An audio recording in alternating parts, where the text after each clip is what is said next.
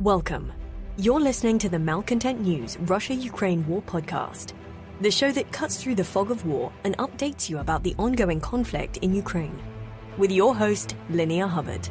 Don't forget to like, comment, and subscribe on Apple Podcasts, Spotify, and Google Podcasts.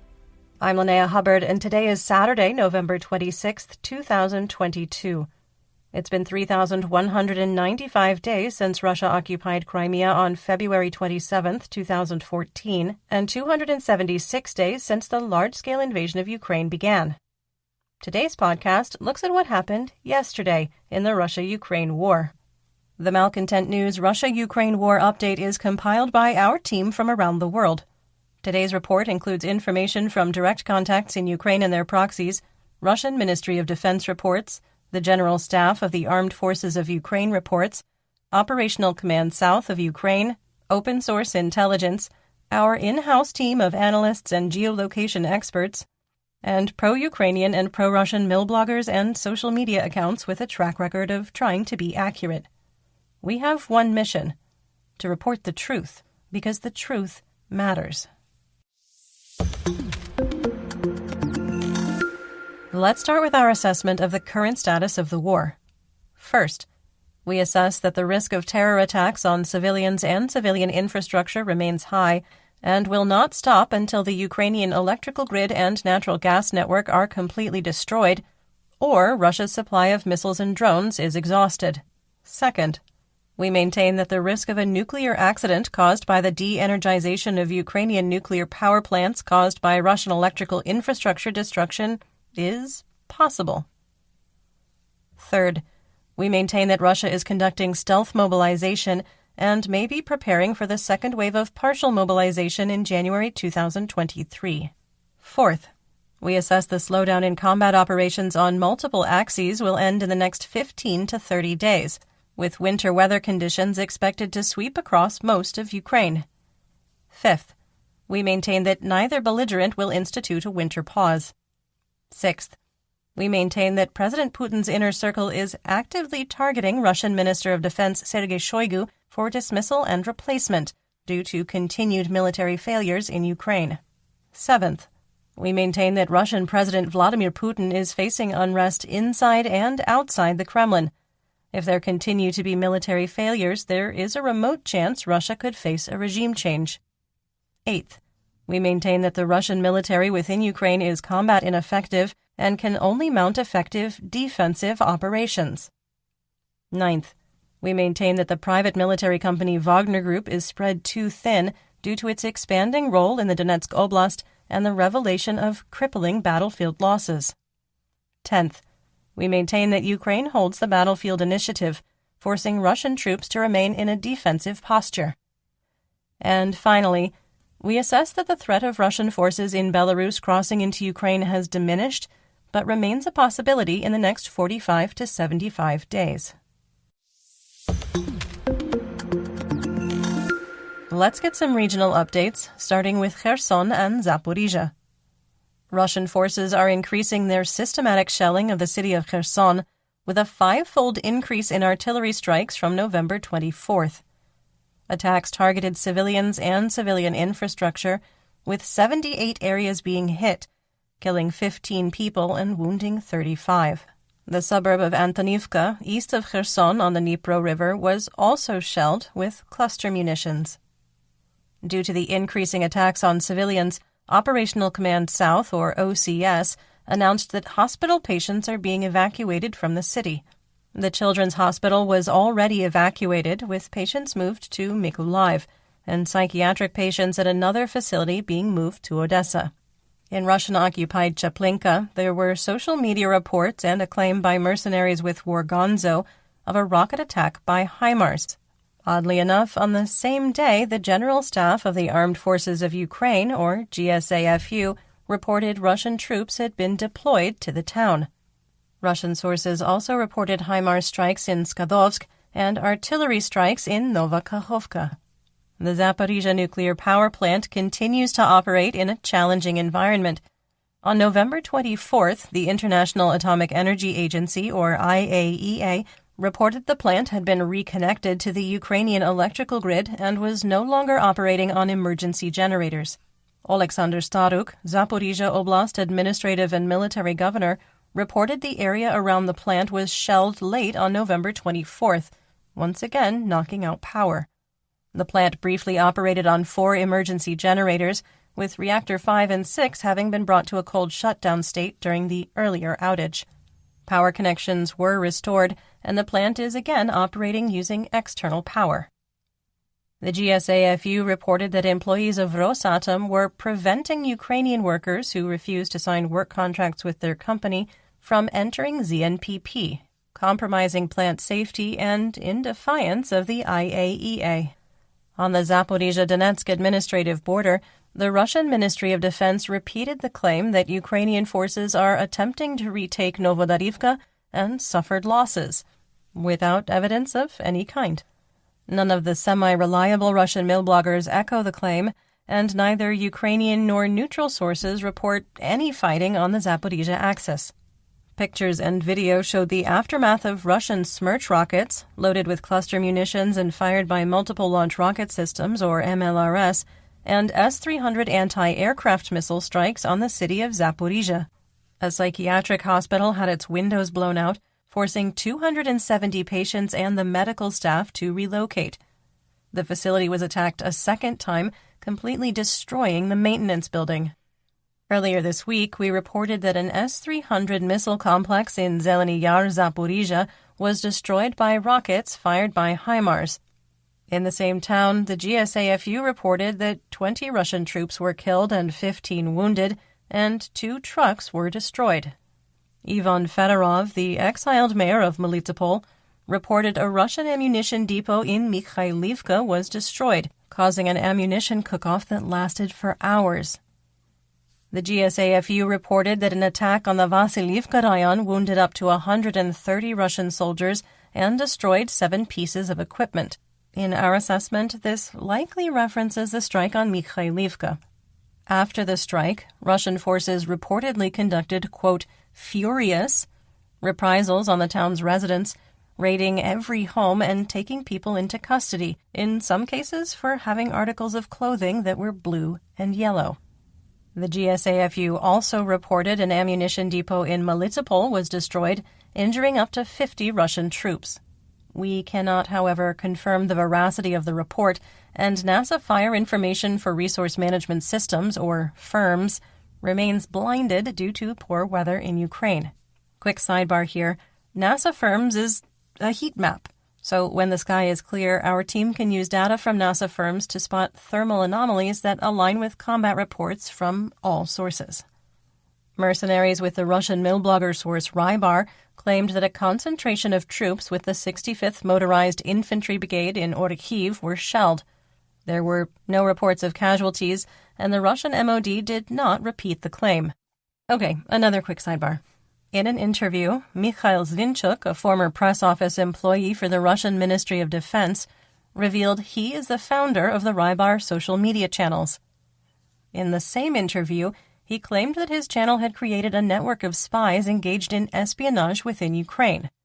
So, as in the case with Wargonzo, when a video from the Donetsk People's Republic, or DNR, showed one of their reporters actively engaged in direct combat, we can no longer ethically refer to Rybar as a mill blogger, as they are actively engaged combatants in the war in Ukraine by their own admission. There is significant journalistic difference between having points of contact that can verify or report information and sponsoring contacts to engage in direct military operations. For this reason, we are referring to Rybar as a mercenary organization. We thank you for your understanding. The GSAFU reported sporadic exchanges of artillery, rocket, and tank fire from the Donetsk-Zaporizhzhia administrative border to Huliapole to Orikhiv. Now to the Donbas region, starting with southwest Donetsk. Russian forces have likely taken control of Pavlivka. There were no reports of fighting or shelling by any source. We maintain the town is a no-man's land. Pavlo Kirilenko, Donetsk Oblast administrative and military governor, reported only sporadic shelling of Vuhledar. We were a bit amused to read Wargonzo's report and discovered they are suffering from the very same "we're repeating the greatest hits of the First Army Corps of the DNR" thing, with them writing, quote, "everything is traditional on the Donetsk front," end quote. On the subject of tradition, multiple Russian sources reported that elements of the First Army Corps continued their attempts to advance into the eastern edge of Novomikhailivka, as always, without success. Even worse, video from November 23rd showed a hangar east of Stepna holding Russian equipment on the ground line of communication, called a GLOC, that's a supply line, supporting the offensive toward Novomikhailivka, was destroyed. Wargonzo reported that street fighting continued in Marinka with no change in the situation. It is likely that DNR forces lost ground, with a video showing the city being heavily bombed with thermite munitions. The First Army Corps also attempted to flank Ukrainian positions with an attack on Krasnohorivka, which failed. A video is circulating showing a Ukrainian pickup truck being destroyed by artillery fire from the 5th Brigade of the First Army Corps. But based on weather and terrain conditions, the video is more than 10 days old. Fighting continued south and east of Nevelske with no change in the situation. The First Army Corps also continued to attack Pervomaiske from the same location on the E50 ring road on the border with Pisky. Some assessment here. While Russian forces have gained ground west of the international airport in Vesele and toward Vodiana, they haven't been able to use the gained territory to achieve a tactical success and attack Pisky from the north. Look, attritional warfare benefits the defender, and Russian losses are well documented as catastrophic.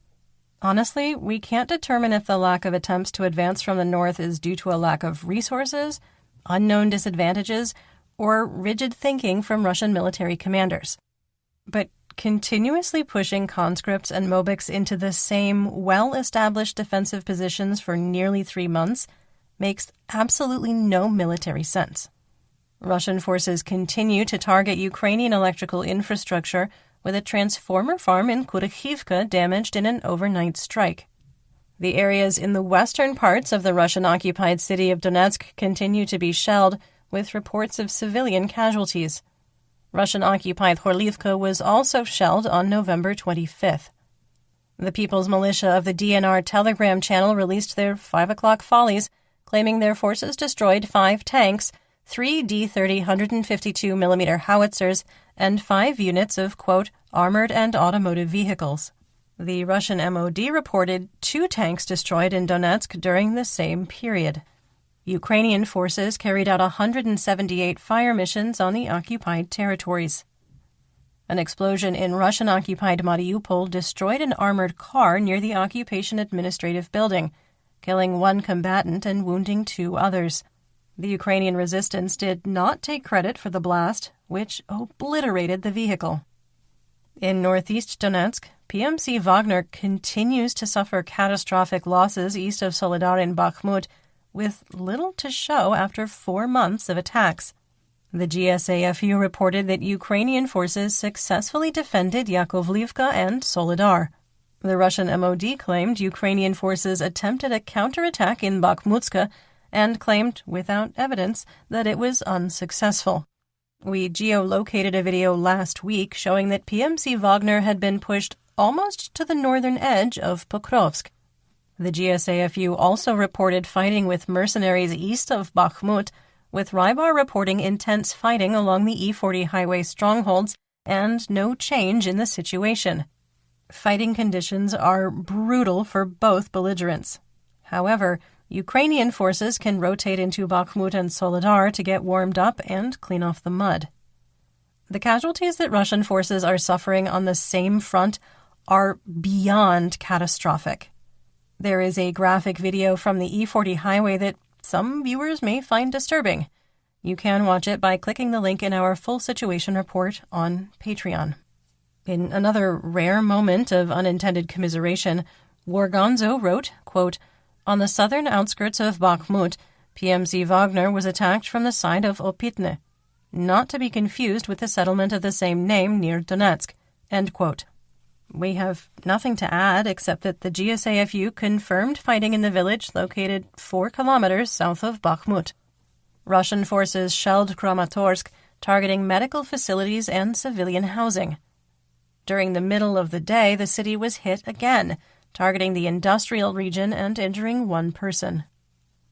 Moving on to Luhansk, Russian sources reported continued fighting in Novoselivsk and Kuzemivka.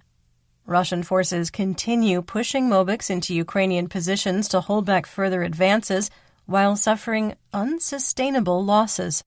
The Russian MOD claimed the attack was successful, while Luhansk People's Republic, or LNR, representative Rodion Moroshnik and Russian propagandist Real Colonel Z reported fighting continued. The Russian MOD reported their forces attempted to advance on Stelmachivka, with War Gonzo reporting the attack failed. Geolocated video showed Ukrainian forces walking in the village uncontested. The GSAFU reported Ploshanka was shelled for the 8th day in a row, and for the first time, a reliable Ukrainian source reported fighting was ongoing in the village. We did not change our war map. The Russian MOD reported continued fighting on the outskirts of Chervonopopivka, with no change in the situation. On November 24th, the GSAFU reported that Ukrainian forces had successfully repelled an attack on Dibrova, 8 kilometers southwest of Kremina. War Gonzo reported that Russian forces attempted a counterattack to take the village back and failed.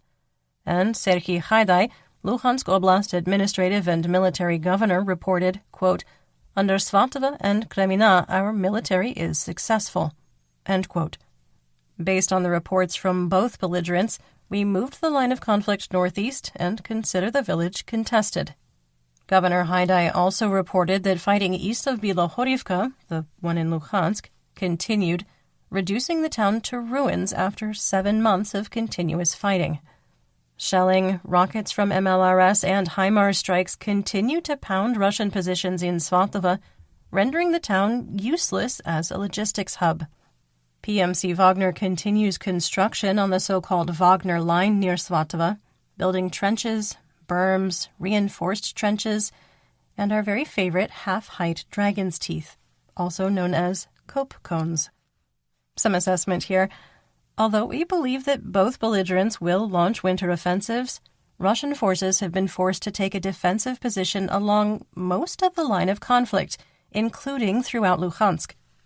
The Kremlin has not addressed the issue of poor training and equipment, and we believe that Russian troops and their proxy forces will suffer significant cold weather injuries, which might degrade their ability to hold defensive lines just a touch. You're listening to the Malcontent News Russia-Ukraine War Podcast.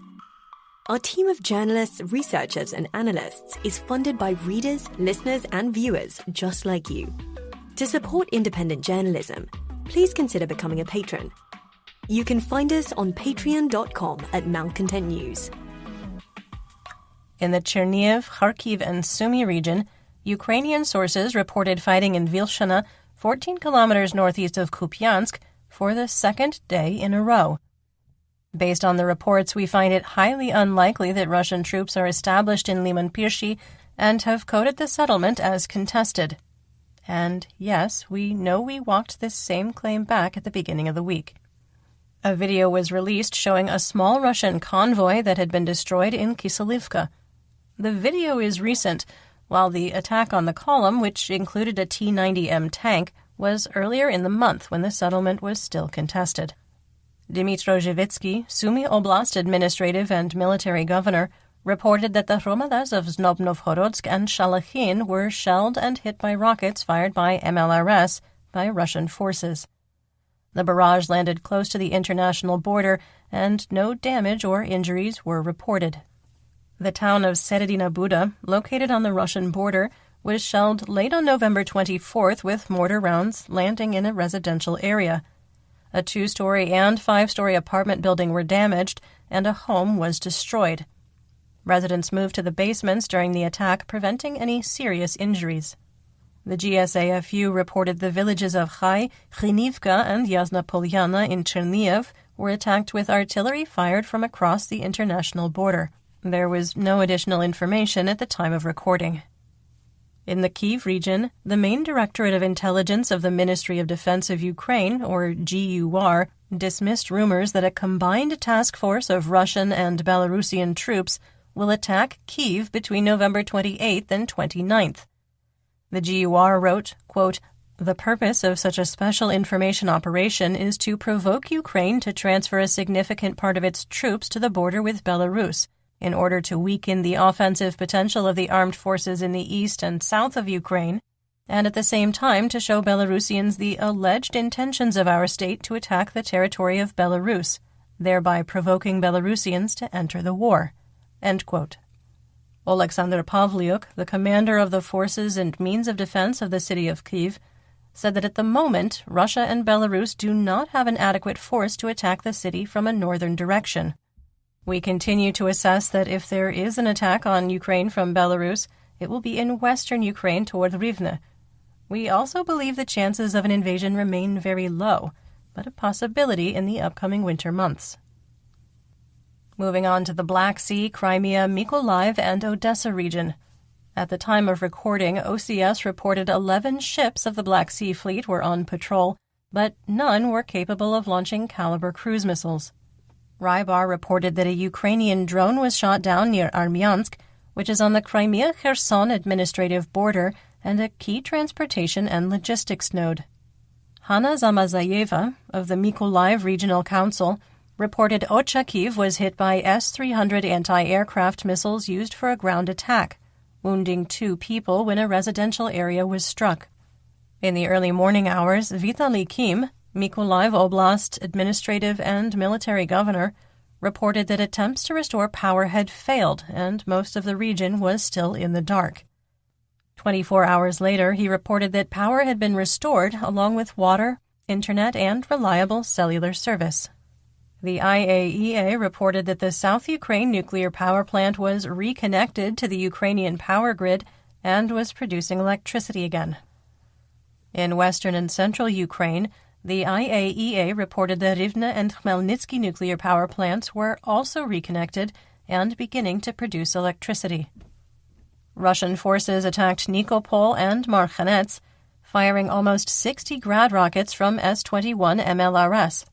Ukrainian officials did not provide information about damage and reported no casualties. Moving on to the Russian front, Rybar reported the villages of Stary Khutor, Biryuch, and Leninsky in the Belgorod Federal District were shelled. Local officials and state media did not support the claim, and, as previously reported, federal district leaders in Belgorod and Bryansk are becoming increasingly irritated with the false claims that Ukraine is preparing to attack the region. Vyacheslav Gladkov, the mayor of Shebykino in the Belgorod Federal District, joined the growing chorus of Russian officials dismissing Kremlin and Russian mill-blogger claims that Ukraine is preparing to invade the region. In a recent statement, a visibly frustrated Gladkov growled, quote, "It's a rumor," end quote. In the Bryansk Federal District, residents of Balaya Berezka were asking government officials to evacuate them due to cross-border shelling, according to Russian State Duma Deputy Konstantin Pavlov. Bryansk Governor Alexander Bogomaz has been resistant to declaring a state of emergency, deploying local resources, or starting an evacuation.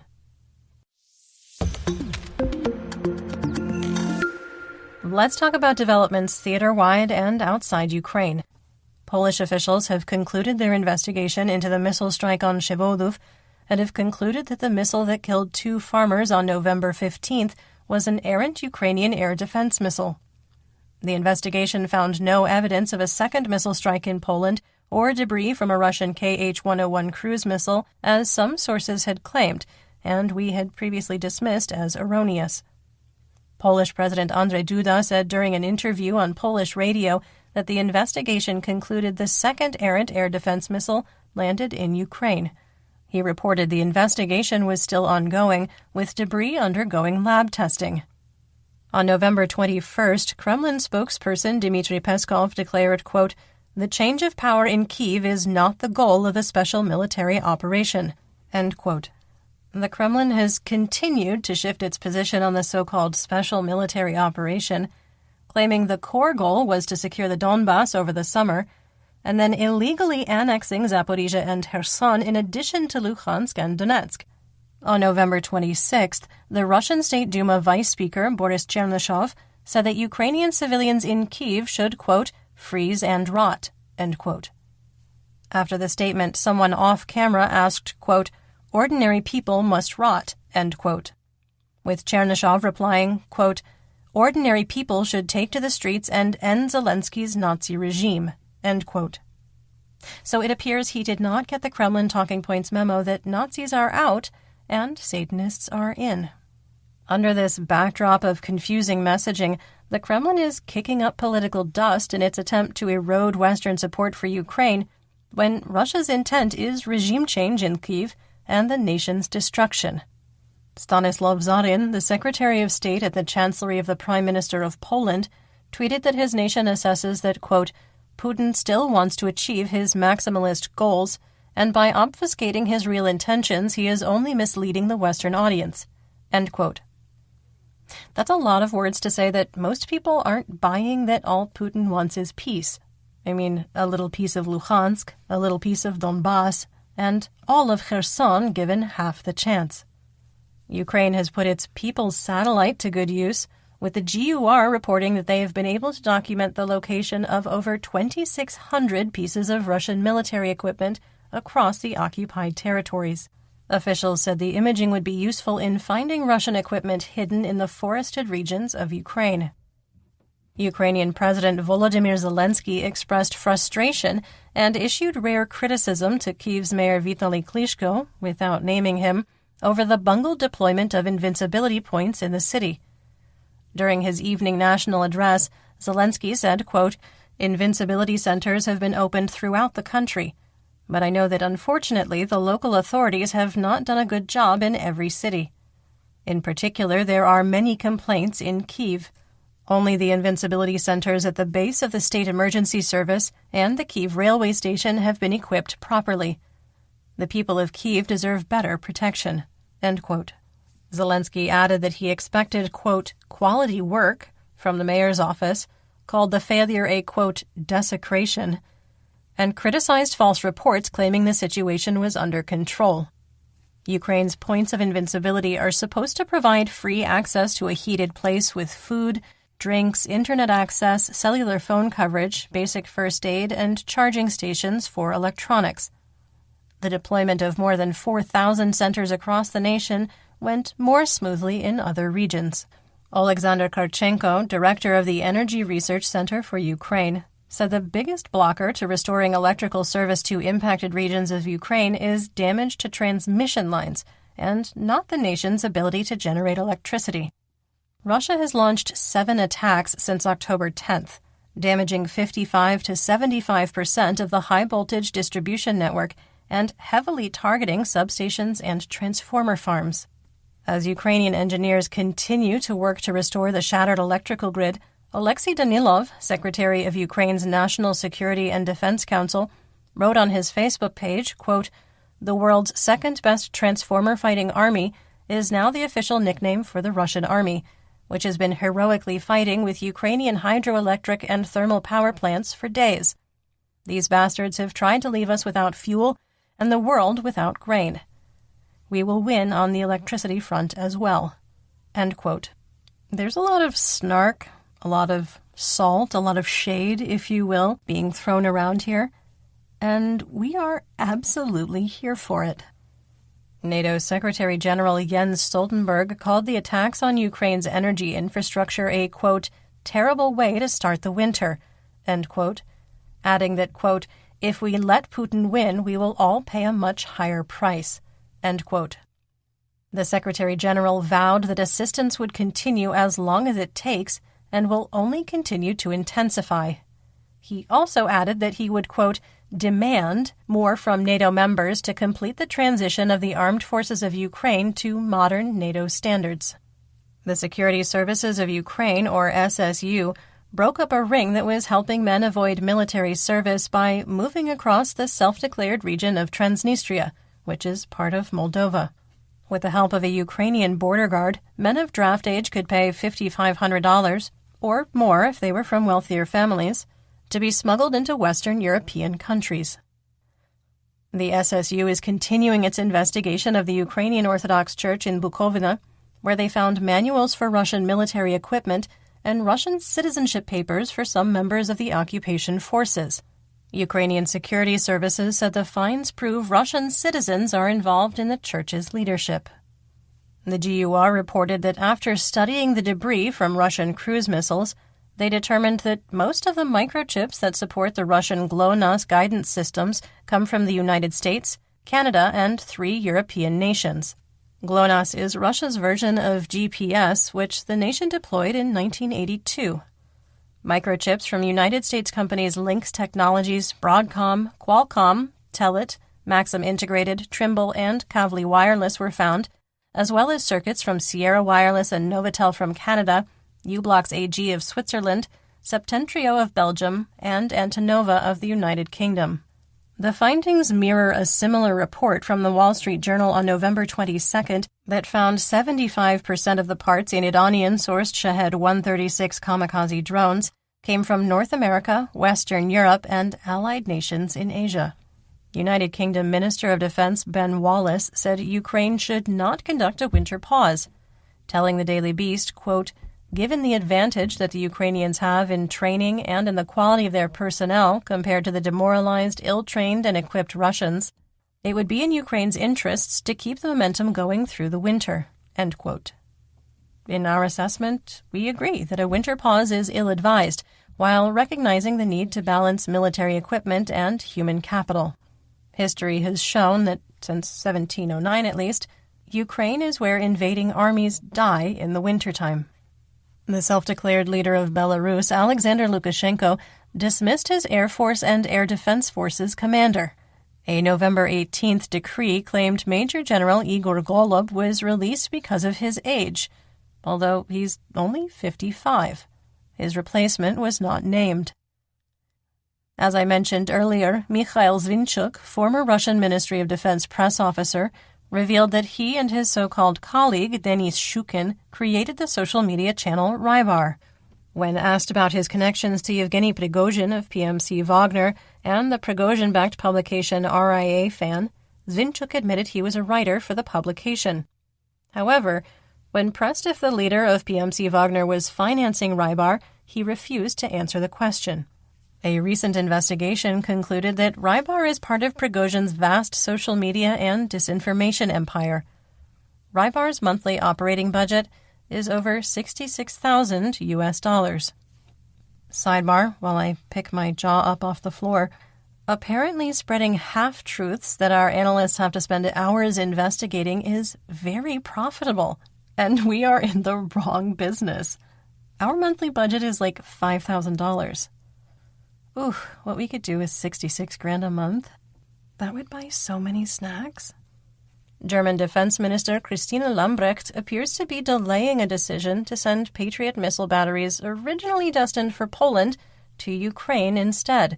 Lambrecht claimed that, quote, "The Patriot is part of NATO's integrated air defense system, which means they are designed to be deployed on NATO territory. Any use outside its borders will require prior discussion with NATO and allies," end quote. Stoltenberg dismissed the claim, telling Reuters, quote, "Specific decisions about specific systems are national decisions. Sometimes there are end-user agreements and other things, so they need to consult with other allies. But at the end of the day, it's up to national governments to make that decision," end quote. Concerns have already been raised that deploying air defense systems for NATO on the border of Ukraine instead of in Ukraine could cause another accident, with an errant missile striking Ukrainian air defenses or aircraft accidentally. Also, incoming missiles into Ukrainian airspace could confuse military leaders who could mistake the munitions for Russian missiles. To be perfectly honest, we can't assess how Germany will respond. Although the country has been reluctant to provide heavy weapons to Ukraine, they have provided numerous air defense systems, including IRIS-T, with Ukraine being the first nation to deploy the state-of-the-art system worldwide. The New York Times reported that up to one-third of the 350 NATO-provided howitzers sent to Ukraine are out of commission at any given time due to worn barrel sleeves. The barrels can't be replaced in the field because they're almost 7 meters long and weigh thousands of pounds. Ukrainian engineers weren't trained to service the artillery pieces, so they're sent to Poland for service. The recommended service life of an M777 barrel is 2,500 rounds, but that can be extended depending on conditions. As the barrel wears, it loses range and accuracy. Light wear can be compensated for mathematically, but heavy wear really can't. The United States has officially provided 142 towed 155mm howitzers, with the rest coming from allied nations. Norway announced a new military aid package for Ukraine, which includes winter clothing, self-propelled 155mm M109 howitzers, or SPGs, and spare parts. So maybe someone in Norway reads the New York Times. I don't know, is that a thing? Norwegians, do you read the New York Times? Croatia announced it would submit to its parliament a resolution to start training Ukrainian forces in its nation. If passed, Croatian military trainers would deploy to Poland and Germany to support ongoing NATO efforts and, quote, possibly train Ukrainian troops in the European nation. The war in Ukraine, and Russian aggression in general, have reinvigorated Eastern Europe's defense industry, with an increase in the production of arms and munitions, while highlighting certain military hardware on the world stage, such as the Slovakian Susana II 155mm SPG. Is there a NATO Salesperson of the Year award? Because if there is, and hear me out, if there is, it really seems like Russian President Vladimir Putin should win it. You're listening to the Malcontent News Russia-Ukraine War Podcast. Our team of journalists, researchers, and analysts is funded by readers, listeners, and viewers just like you. To support independent journalism, please consider becoming a patron. You can find us on patreon.com/Malcontent News. Speaking of military hardware, let's talk about Russian mobilization. As we had previously assessed, Russian President Putin's meeting with the mothers and wives of mobilized troops in Ukraine was a sham. 18 hand-picked women participated, with many either party officials or aligned with the Putin-led government. We can't exactly blame Putin for not wanting to be locked in a room with the most fearsome force left inside Russia. Angry babushkas who want to know where their sons and husbands are. Participants included Moscow official and United Russia deputy Olga Beltseva, head of the executive committee of the All-Russian People's Front in the Moscow region Yulia Belechova, and member of the Orekhovo-Zuyevo public chamber Marina Migunova. Film director Olesya Shigina, who shoots orthodox patriotic films, sat closest to Putin. One woman claimed to Putin that her son, who was killed in action, said, quote, "Let's go, brothers, chop the dill," end quote, as his dying words. Just a quick note here. Dill is a slur used to refer to Ukrainians. Even though Ukrainians and Russians are one people, and they need to be saved from an evil regime and the West and NATO and liberals and Satan and the LGBTQIA community and neo-Nazi Jews, and you see where I'm going with this, right? There may be a lot more angered mothers and wives in the coming months, with the organization Important Stories claiming that Russia plans to use the force of Mobics to stabilize the front over the winter and start over in the spring. Citing confidential sources in the FSB and a person within the Russian General Staff, the Kremlin predicts that losses could reach 1/3 of the mobilized. That's 100,000 casualties. The previously planned fall conscription of 120,000 troops, which started training on November 1st, would replace those losses. Like restocking a vending machine. In the Tatarstan Federal District, wives aren't demanding their Mobic husbands be sent back home to stop fighting. They want them sent back home to get more training, and then they want them to go back to Ukraine. If you speak Russian, we have a link to a video in our full situation report on Patreon. Just be prepared for your brain to hurt. Drone video captured a member of a blocking unit beating a Mobic and demanding they return to the front. Mobic started to learn that surrendering their service weapons has become a death sentence when they refuse to fight, so the red-sneakered political officer could only coax the armed Mobic to return with violence. In Mariupol, insurgents documented the arrival of prefabricated concrete bunkers, derisively called septic tanks, and half-height dragon's teeth moving through the city. The report and pictures said the material had come from Russia and was moving west toward the Zaporizhzhia Oblast. Russian propagandist account older than Edda complained that Russia hadn't produced enough helicopters, and Russian armed forces are unprepared for winter conditions where helicopters may become the only way to provide air lines of communication, called ALOCs, those are supply lines in the air, to remote locations on the front lines. On the subject of propagandists, a war of words broke out between PMC Wagner Telegram channel Grey Zone and Russian mill blogger Sasha Katz. Katz condemned the Russian Mobiks from the Serpukhov district near Moscow for walking off the front lines near Svatovo, writing, quote, "I understand that now I will be subjected to a wave of criticism, but they ask me to help these Serpukhov guys, but I don't understand. What kind? Do they themselves ask to be taken to the Moscow region? You understand that this is an article about desertion." End quote. Grey Zone blasted Katz and his claim that he had just spent 3 days on the front up to his, quote, sideburns in mud, saying, quote, "It would be very interesting to know what these military correspondents would write who slandered the Mobiks if he rubbed his sideburns in the mud for more than 3 days and starving, and not with a phone in hand but an AKM, and talking about the battles not from words but from what he saw in reality when you were driven into the attack like meat. That's what I would like to hear, what kind of hellish is going on in Makiivka that a battalion of Mobiks is thrown to hold the key settlement, that's his own words, with only small arms." End quote. While the defense of the Mobiks who appeared in the video may be charitable, and we agree with Grey Zone's assessment, the channel is part of PMC Wagner's disinformation machine, which continues to chip away at Defense Minister Sergei Shoigu's leadership. There is a larger agenda behind calling out the failures of the Russian MOD, saying things like, quote, "In the Svatovo direction, where Colonel General Alexander Lapin used to act as well, the problem is clearly systemic in nature, and certain people in specific positions are probably to blame for it."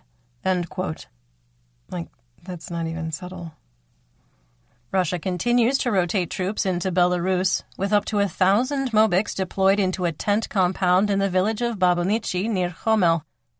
The Russian Ministry of Defense had previously announced it had ended the training of Mobiks in Belarus, but evidence indicates that operations are still ongoing. Sergei Rudsky, the chief of the main operational directorate of the General Staff of the Russian Armed Forces, recently arrived in Belarus to inspect troops, training facilities, border readiness, and medical facilities. At least one Mobik doesn't have to worry about standing tall and looking good for General Rudsky. Due to a security incident on November 22nd in Berevnaya, Belarus, one Mobik was killed and another wounded. It wasn't clarified what, quote, violation of security measures at night occurred. Beyond it didn't end well. The United Kingdom Defense Intelligence Agency reported that Russia's stock of long-range missiles is reaching a critical level of depletion.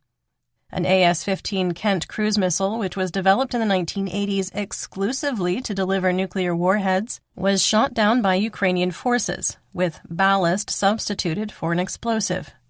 Although the missile's kinetic energy would produce damage, the UK intelligence agency believes Russia is now dipping into its nuclear weapon delivery systems to use as decoys to overwhelm Ukrainian air defenses. The war in Ukraine is now 9 months old, and patterns are emerging showing the impact on Russia's future generations. The Russian Federation was already facing a demographic crisis with negative population growth, but that has accelerated with the birth rate 10 to 12% lower than a year ago. The country is poised to see the lowest drop in its birth rate since 2017, when it fell 10.5%. Deputy Director of the Institute of Demography at the Higher School of Economics in Russia, Serhiy Zakharov, said that the decline could no longer be dismissed due to COVID-reducing dating or the desire to have smaller families. He believes the fear of war and families fleeing in the opening months of the special military operation is driving the accelerating decline. It is estimated over 600,000 Russians have fled the country since September 24th, more than all migration from 1947 to 1994. In September, we shared a Russian report that Ukrainian nationals had formed a volunteer battalion in Russian-occupied Zaporizhia. We also questioned how voluntary the members were, and Gauleiter Yevgeny Belitsky claimed that his son from Crimea had joined the military unit. Now that the unit has been deployed, local reports indicate that the battalion is comprised of Russian nationals, and the whole message around its creation was a psychological operation. This is one of the many reasons we have trust issues and will be scarred for life. In occupied Luhansk, Russian officials are doing another wave of mobilization, conscripting available males for the infantry, including anesthesiologists, surgeons, traumatologists, and medical assistants from 30 to 55 years old. The 2nd Army Corps of the LNR is combat destroyed and contributes little to ongoing military operations in its current state, forcing stealth mobilization. War Gonzo interviewed members of the Bars 13 Russian Legion, not to be confused with the Imperial Russia Legion, a designated terrorist organization, manned by personnel over 40 years old, and many over 50.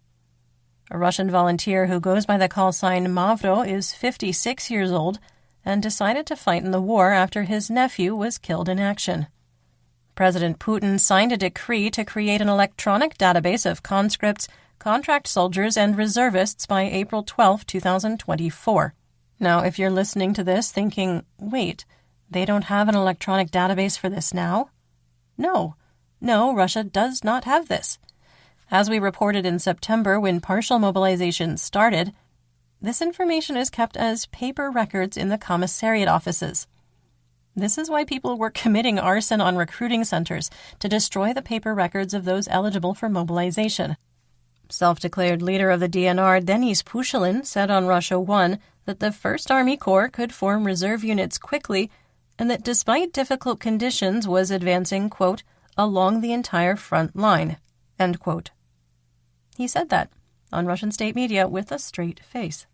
Fine, okay, you've been advancing at a rate of 25 to 50 meters a day since July, and if you can keep up that pace, you'll reach Kyiv by 2047. The Kremlin's United Russia political party will not hold its Congress in 2022, stating it is, quote, not ready to propose a strategic agenda, end quote. So, according to Russian law, the party Congress should be held once a year, and Putin hasn't addressed the Federal Assembly of Russia since April 2021. Plan? We don't need no stinking plan. Okay, no, but seriously, whatever the plan is, everything is going to that plan.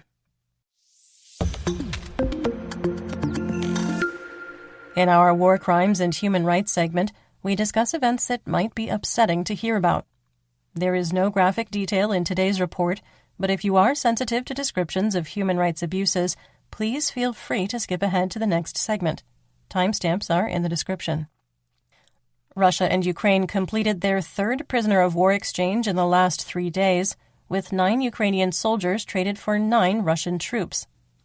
The GUR claims that Russian troops in the Donetsk region executed 28 Romani, an ethnic minority often referred to with the pejorative term gypsies, for providing Russian troops with alcohol which ended up sickening the soldiers. The Romani have been persecuted for over a century, and after World War II they were left stateless in many countries for complex reasons, limiting their access to humanitarian aid.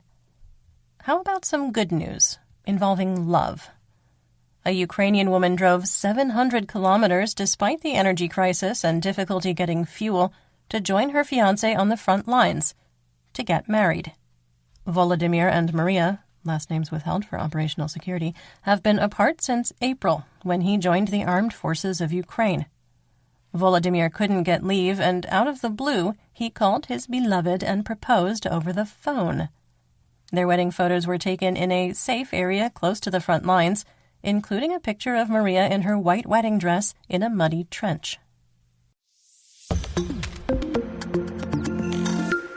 In geopolitical news, after President Putin was humiliated by Armenian Prime Minister Nikol Pashinyan at the end of the CSTO summit, the Russian State Duma is considering passing a measure to declare Armenia a, quote, illegal nation-state, end quote.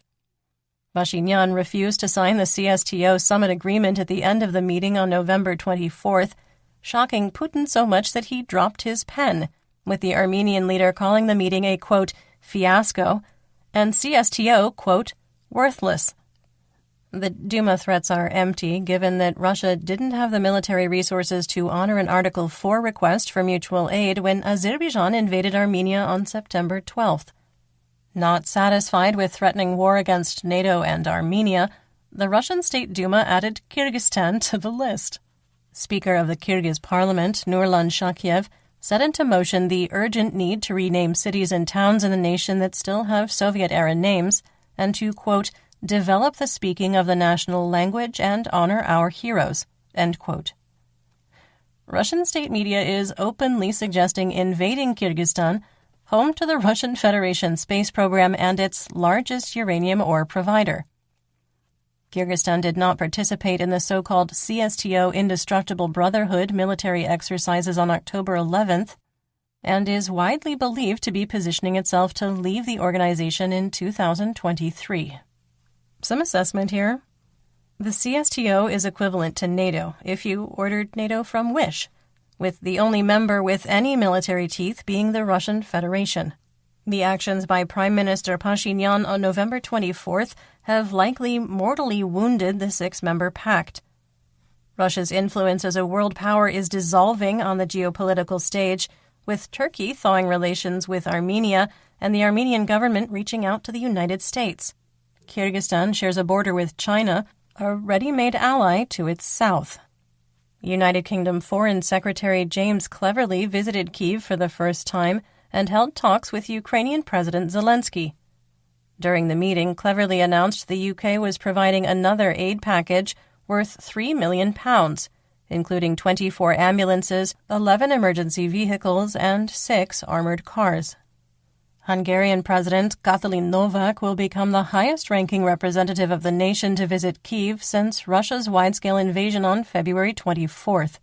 Power outages in Ukraine have impacted natural gas deliveries to Hungary because compressors could not run without electrical power.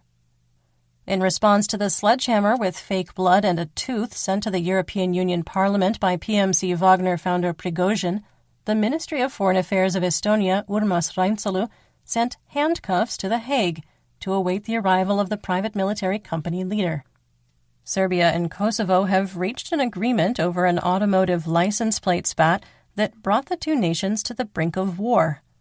A settlement was reached through negotiations led by the European Union High Representative for Foreign Affairs and Security Policy, John Borrell, who wrote on Twitter, quote, I am pleased to announce that the main negotiators of Serbia and Kosovo, mediated by the EU, have agreed on measures to avoid further escalation and fully concentrate on proposals to normalize relations. End quote. He noted that Serbia has agreed to stop issuing plates with Kosovo city codes, and Kosovo promises to stop trying to forcibly re-register cars with Serbian numbers. In economic news, the ruble closed the week out down with an exchange rate of 61 for $1. Oil prices continued to decline, with WTI crude ending the week at $76 a barrel and Brent falling to $84. United States wholesale RBOB gasoline on the spot market dropped to $2.33 per gallon for November contracts. That's 62 cents a liter. Dutch TTF gas futures for December 2022 climbed to €125 per megawatt hour, and January 2023 contracts rose to €130. Chicago SRW wheat futures ended the week down, closing at $7.76 a bushel for March 2022 contracts. And that's what we know. Join me again on Monday for more updates. Until then, stay safe, everyone. You've been listening to the Malcontent News Russia-Ukraine War podcast. To help keep us independent, please consider providing financial support by becoming a patron. Want on-demand news in your hand? Download the Google News app and make Malcontent News one of your favorites to receive breaking news updates. Thank you for listening.